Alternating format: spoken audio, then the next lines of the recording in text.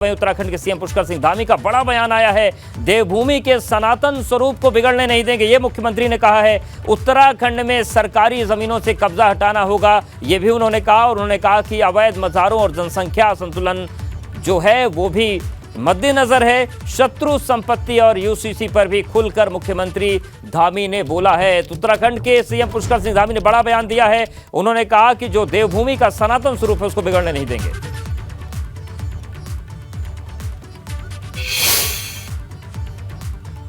उत्तराखंड में कोरोना के बढ़ते मामलों को लेकर अलर्ट जारी किया गया है। सरकार ने ज्यादा से ज्यादा संख्या में वैक्सीनेशन कराने के निर्देश दिए हैं। चारधाम यात्रा पर आने वाले तीर्थयात्रियों से एहतियात बरतने के लिए कहा गया है। तो कोरोना को लेकर अलर्ट पर है उत्तराखंड, क्योंकि चारधाम यात्रा जब शुरू होगी तो चुनौतियां और विकट और बड़ी होंगी, क्योंकि देश भर से तीर्थयात्री यहां पर पहुंचते हैं। तो कोरोना के बढ़ते मामलों को लेकर उत्तराखंड अलर्ट है और सरकार ने ज्यादा से ज्यादा वैक्सीनेशन कराने के निर्देश दिए हैं। चारधाम यात्रा पर आने वाले लोगों को एहतियात बरतने को कहा गया है।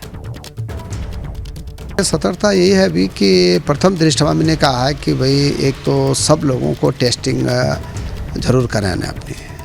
एक क्या है कहा है हम लोगों ने कि भाई सभी लोग वैक्सीनेशन जरूर कराएं। हमारे यहाँ पहली डोज वैक्सीन की लग गई है, दूसरी भी लग गई है।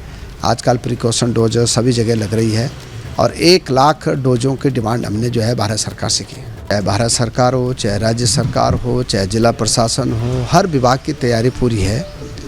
और मुख्यमंत्री जी ने भी कई बार बैठकें कर ली, हम लोगों ने भी की हैं। और जितने भी यात्री आएंगे उनके लिए स्वास्थ्य के क्षेत्र में पर्याप्त संसाधनों की व्यवस्था इस बार की गई है। साथ में ये भी है कि कोविड के केस अभी बढ़ रहे हैं, तो कल मैंने बैठक की है और उसमें ये तय किया गया कि एक तो टेस्टिंग पे जोर दिया जाएगा और एक वैक्सीनेशन पे जोर दिया जाएगा। और भारत सरकार की जो गाइडलाइन आएगी उसका अक्षर से पालन किया जाएगा। 3 बातें कल हुई हैं और कल ही हमने सारे सीएमओ को निर्देश भी दे दिए।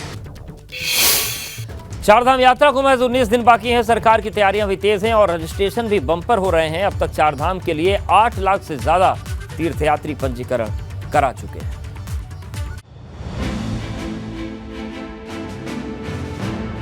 चारधाम यात्रा को लेकर श्रद्धालुओं में भारी उत्साह है।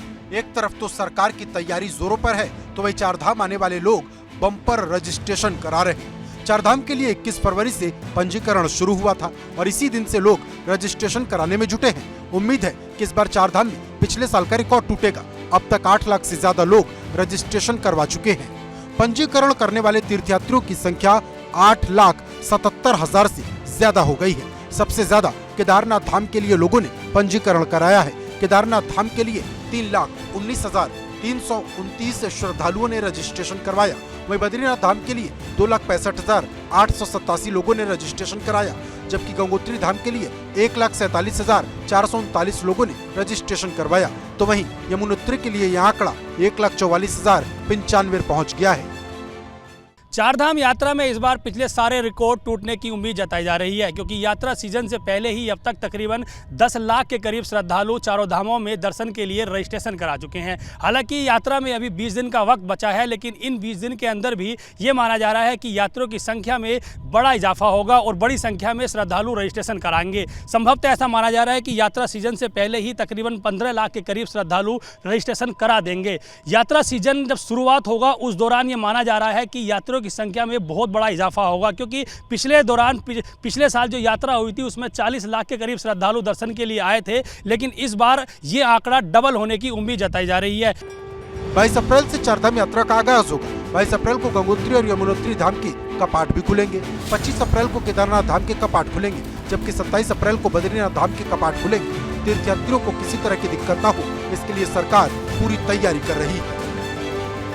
यात्रा सीजन से पहले सभी तैयारियों को अंतिम रूप दिया जा रहा है, लेकिन बेमौसम बरसात ने यात्रा के तैयारियों में थोड़ी खलल जरूर डाल दी है। लेकिन अभी सरकार के पास यात्रा की तैयारियों के लिए 20 दिन का वक्त बचा है और ऐसे में ये माना जा रहा है कि यात्रा शुरू होने से पहले सरकार सभी तैयारियों को अंतिम रूप दे देगी, क्योंकि श्रद्धालुओं की संख्या बढ़ती है तो सरकार के सामने भी चुनौती बढ़ सकती है। देहरादून से अपने सहयोगी क्रिस्टोफर लॉरेंस के साथ पंकज राणा, एबीपी गंगा।